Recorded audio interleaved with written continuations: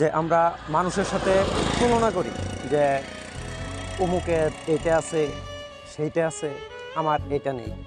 হ্যাঁ, তুলনা করা ভালো, একটা ভালোর দিকে তুলনা করো যে ও ভালো আছে, আমার ওর মতো হইতে হবে, এস্টাবলিশড, প্রতিষ্ঠিত, এটা করো।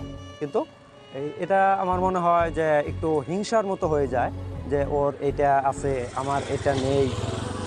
এগুলা কিন্তু আমরা অহরহ বলি, কিন্তু একটাবারও কিন্তু এটা খেয়াল করে বলি না যে আমাদের চেয়ে নিচু অবস্থানে যারা আছে, যারা দিন আইনা দিন খাইতেছে। বিশেষ করে এই জিনিসটা দেখা যায় কোনো কোনো রেল স্টেশনের কাছে, যে বস্তির মতো তারা থাকতেছে।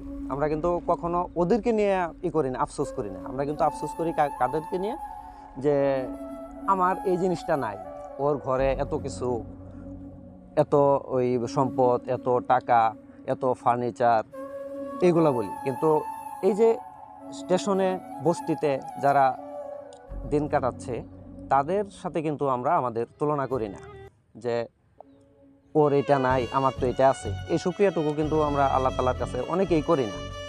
আমরা শুধু উপরে যে আছে ওইখানে আফসোস করি। এটা আমার মতে এটা করা ঠিক না। আমাদের ওইটাই দেখা উচিত যে আমাদের চেয়ে কম অবস্থানে যে আছে তাকে আমরা দেখি, তার জন্য আমরা আফসোস করি যে তার চাইতে আল্লাহ তাআলা আমাদেরকে কতটুকু ভালো রেখেছে। আমরা যাতে সবাই এইভাবে চলতে পারি, এই আশা করি। আসসালামু আলাইকুম।